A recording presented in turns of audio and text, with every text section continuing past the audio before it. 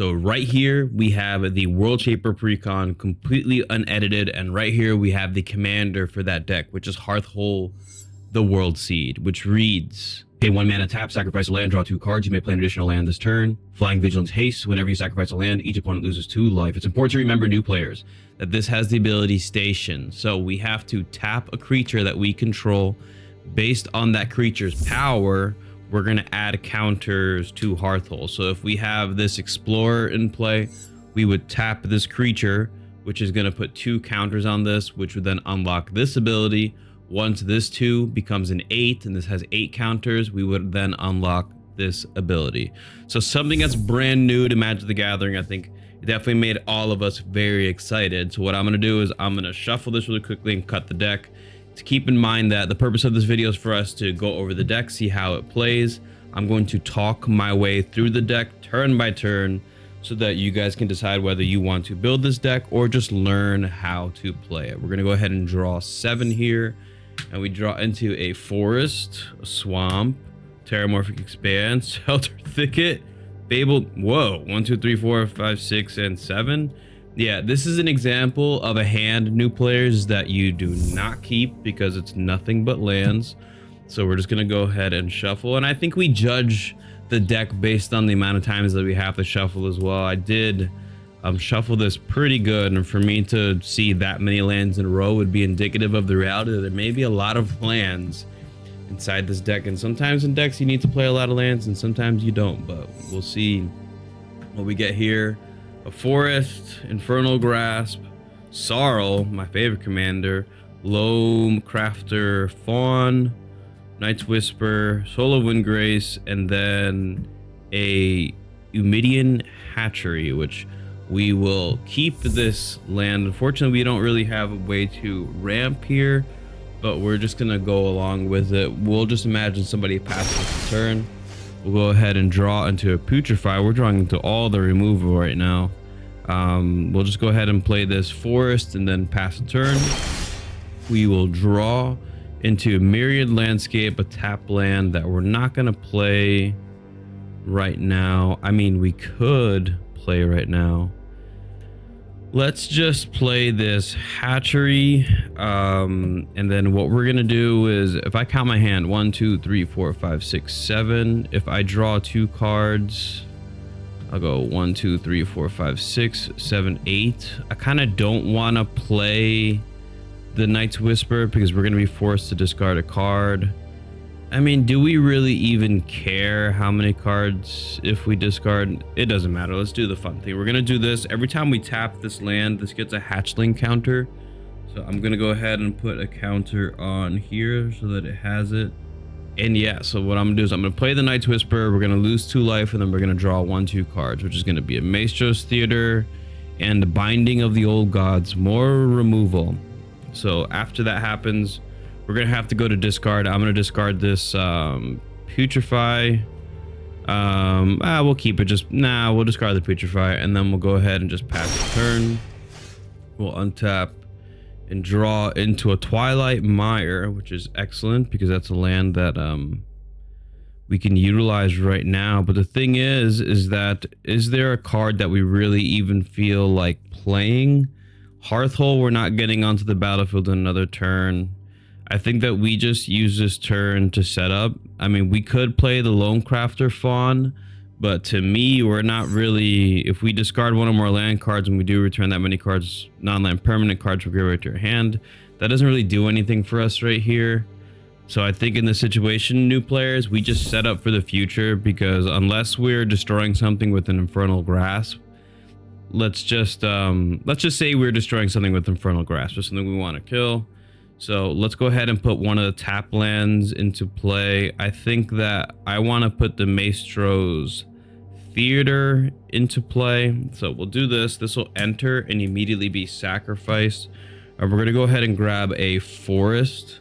Oh, we can't grab a forest. We have to grab a... we'll grab a swamp just because that's another option that we're allowed to get with that card. And then what'll happen is we'll pass the turn, and then during our opponent's turn, we'll tap the 2 mana here, cast the Infernal Grasp, destroy a creature, and then the turn will be ours. Imagining that that just happened, we'll draw into Corval, the Fake Curse King, which is another really high mana creature. We're noticing something over here, new players. 4 mana, right? These creatures, like 5 mana to play, 4 mana to play, 5 mana to play. So, you know, there's a lot of ramp inside this deck, so you should be able to get a lot of creatures into play pretty quickly.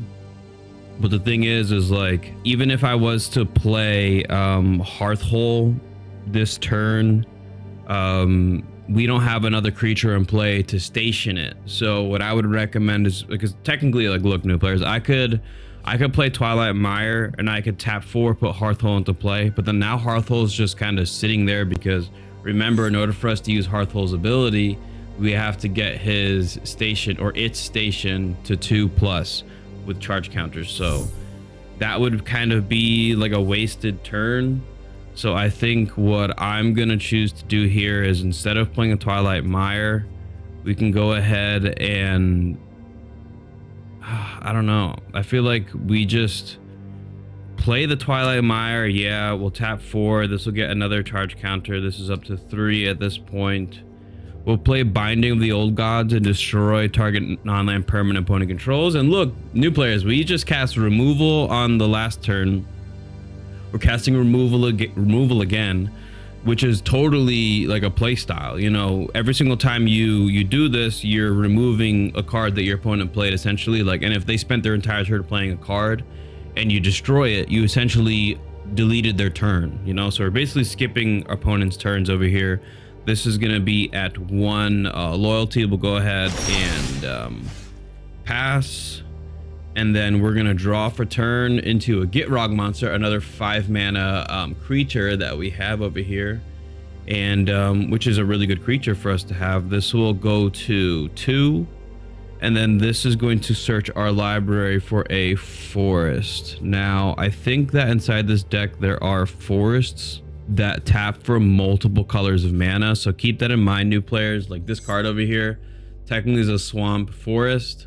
So we're going to have this one enter the battlefield tapped, because it gives us a swamp as well. It kind of fulfills 2 needs versus fulfilling 1. So I'll have that enter the battlefield tapped. And then I think to 4 mana, I mean, we could play another tap land this turn. It's unfortunate that we have the amount of tap lands that exist inside this deck, because it really kind of forces us to play certain cards. So I think what we do here is we just go for the mana, because we're going to have Myriad Landscape enter the battlefield tapped. So whatever. We're going to go ahead and tap 4 mana. We'll get another counter on this. We'll play Soul of Windgrace, right? This is going to enter the battlefield. Noticing that I'm not playing Hearthhull right now, because I don't have something to station him right away, which is definitely going to change during the next turn. But when he enters, we can put a land card from our graveyard onto the battlefield tapped under our control. When this land enters, it's automatically sacrificed, so we're going to gain a life and go ahead and search for a mountain this time, which is right there perfectly enough. We're going to have that enter the battlefield tapped, which is pretty good. We put 3 lands into play this turn, which is what this deck really likes to do. You know, we'll go ahead and pass. And now we have a lot more mana to play. Hopefully we drew into a Farseek here. That would have been nice to start the game with that. But now we have enough mana to kind of do what we want. So if we want to start drawing cards and playing lands, we could do that. To me, I want Hearthhull to kind of start attacking immediately, just because I think that's fun in my brain. What I want to do is, too bad we have to tap Hearthhull to use the other ability to sacrifice a land. That's kind of restrictive. I think that what we can do here is, wow, what do we do here? Well, first thing, our creature's going to gain Death Touch until the end of turn. Binding of the Old Gods is going to go to the graveyard. And then I think what I want to do personally is just draw cards. We're going to have Soul of Windgrace attack this turn. So we're going to put a tapped land into play. So how about we go 5? We play the Gitrog monster. When this enters, we get to play an additional land on each of our turns, which is not going to be so important to us, but we'll go to combat. We'll attack with the Soul of Windgrace, which is going to have this land enter the battlefield tapped. This is going to sacrifice. As it's sacrificed, we're going to draw a card. We'll draw into a Dakmor Salvage, another tap land, something that this deck is really good at, more tap lands. And then we're going to search for the swamp. We'll put the swamp tapped. And then we'll go ahead and play that other tap land right now for turn. And I think we'll just go ahead and looking at our hand, we don't have enough mana to do anything. Well, we could tap 2 and then Farseek just to put another land into play. We'll go ahead and put this. We can't play the forest. We're just moving through our swamps and mountains here. So we'll put that onto the battlefield, and then we'll go ahead and just pass. You know, you'd think at this part of the game we'd want to start playing a bit more aggressively. We're gonna have to draw for turn. We'll draw into a Llanowar Waste, which is a land. At the beginning of our upkeep, we're supposed to sacrifice a land, so we'll sacrifice this. Let's look for this forest, and then we're gonna draw a card, which is a Scouring Swarm, and then what we're gonna do is, how about we go 1, 2, where's green, 3, and then 4. We play Hearthhull. Now I could tap down Soul of Windgrace, or let's tap down the Gitrog monster so that we can sacrifice one of these lands. We'll sacrifice this and tap Hearthhull, because right now I'm assuming he's just an artifact that we can just activate his ability. We can sack a land, draw 2 cards, play an additional land. So we're gonna end up drawing 3 cards because a land went into the graveyard off with Gitrog monster. We'll draw 3 land. Oh, this is getting pretty good. And then we'll go ahead and put Llanowar Waste into play. We'll put the swamp into play. And then we will choose to have, oh, this is devastating. So we had this land enter the battlefield, this land enter the battlefield. This one was already here. If I look at the amount of mana I have, I think we might be able to win the game next turn. 1, 2, 3, 4, 5, 6, 7 mana. So I think what we're gonna do is we're gonna end up tapping 5 of that. I think I need this this land right here. And we're gonna put Sorrel into play. And then I have 2 mana left over. We can't really do anything with that, so we're just gonna pass the turn, imagining that we went to combat, attacked with this guy, whatever. And then now, let's actually say instead of attacking with Soul of Windgrace, we tapped him down to feed Hearthhull again. So let's imagine that Hearthhull is gonna have 11 station counters on him, because that's what 5 and 6 equals. So now that we're in this situation right now, what's going to be really interesting now is, because we have all these station counters on Hearthhull, it's important to remember that whenever we sacrifice land, each opponent is going to lose 2 life. And we have a lot of lands in play. So what's going to happen is we're going to go to our turn, we untap, right? We have to, at the beginning of our upkeep, sacrifice a land. So let's sacrifice this forest. Each opponent loses 2 life, right? We're going to now draw a card off of that sacrifice, and then what we're gonna do is draw a card for turn. Okay, so I count to the amount of mana. We have 1, 2, 3, 4, 5, 6, 7, 8, 9 lands in play. We can play an additional land, and then we can play lands from our graveyard. So let's go land for turn, the forest, and then the mountain for turn. And then what we can do is sacrifice a land with Hearthhull to draw a card. Now, this is going to be the really important part here, is that we pay 1 mana. Do we want to do that actually? I think we're going to hold up Hearthhull, because I feel like he's going to get a ton of +1/+1 counters here. We know that he has Flying, Vigilance, and Haste, so it's whatever. So let's actually instead Gitrog monster saw the land get sacrificed, which means that Sorrel also saw the land get sacrificed as well. So something got 2+1/+1 counters. We're gonna put 2+1/+1 counters onto Hearthhull. And then what we're gonna do right now is we're gonna end up playing 2 lands this turn. So I can go ahead and tap for 1, 2, 3, 4, 5. I'm gonna tap 5 mana. And then, oh, I have enough mana for everything. Cool. I'm gonna tap this first. It's gonna be 1, 2, 3, 4, 5. So I tap 10 mana basically.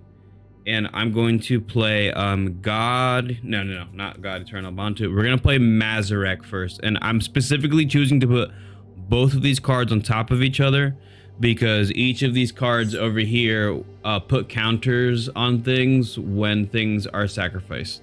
So this will put 2+1/+1 counters on something when we sacrifice a land, and this one puts +1/+1 counters onto one thing equal to its power, which is going to be 2, and it's going to grow exponentially because Mazarek is in play, which is going to be some ridiculous number because we're going to end up tapping 5. We're going to play God Eternal Bantu. Now, as Bantu enters the battlefield, we're going to sacrifice any number of other permanents and draw that many cards. And what we're going to do is we're going to sacrifice all of our lands. So we're going to sacrifice 1, 2, 3, 4, 5, 6, 7, 8, 9, 10, 11. 1, 2, 3, 4, 5, 6, 7, 8, 9, 10, 11 lands. Yeah. And now something crazy is going to happen because we're going to draw 11 cards from Bantu. We're going to draw 11 cards from the Gitrog monster. Okay. And then we're going to have 11 triggers from Mazarek and then 11 triggers from Sorrel. So what I'm going to say what we would do is we're going to choose to have Mazarek's triggers occur first because I'm the one who says the order in which these things occur. So Mazarek's going to put 11 +1/+1 counters on all of our creatures. Mind you, we had 11 lands go to the graveyard, which means that Hearthhull is going to deal 22 damage to each opponent because whenever we sacrifice a land, each opponent loses 2 life, so they automatically just take 22 damage. And then all of our creatures get +11/+11. And then on top of that, we're going to get 11 more triggers where Sorrel is going to add 13 +1/+1 counters to another creature on the battlefield. I don't even want to add all this up. It's a lot of damage. So we're basically just going to one-shot somebody if they don't have a blocker for this. And we could do whatever ends up happening over here. Sorrel would probably one-shot somebody as well. And then we would draw 22 cards, which I'm just going to imagine this is 22 cards because this is basically what it's going to feel like anyway. And then hopefully we only do those things when it's going to win you the game, because right now we have no lands in play and we would have to do a lot. Hopefully we would draw into some other cards like Oracle of Moldiah.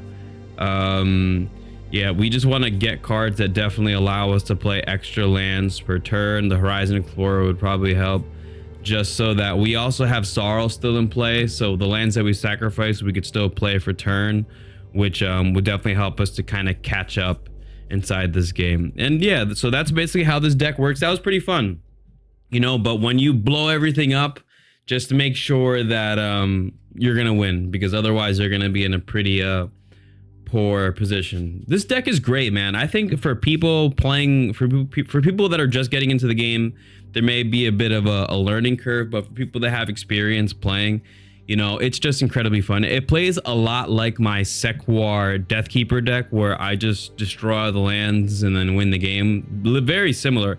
I'm actually going to use this deck to upgrade my Sequar Deathkeeper commander deck because it's just so much fun to play, and I feel like this incentivizes people to, instead of destroying all the lands with a board wipe, you sacrifice your own lands, and it kind of creates, to me, it's actually even more powerful because, you know, I don't have to, people can't stop me. If I have a creature with an activated ability like a Sadistic Hypnotist, I can just have Sadistic Hypnotist sacrifice all the lands.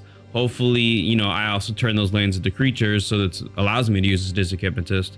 And then because there's still lands, each opponent's going to lose 2 life. And you know, if you're interested in seeing that, let me know in the comments, and I'll make a video where I upgrade my Sequar deck with this Precon, because I know we talked a lot about that deck in the channel. And also, I want to give a huge shout out to the channel members. You know, the other day from the other video, we gained another 3, 4, or 5 channel members, which is really cool. To become channel member, it's only 99 cents, and it helps me get cards so I can make more videos like this for you guys. So it's like the people that just joined, I genuinely appreciate it. Thank you so much. It really helps out. So yeah, always remember, everybody, eat healthy, okay? Work out every single day. Most important, you guys got to remember to believe in yourself, all right? Peace out, people.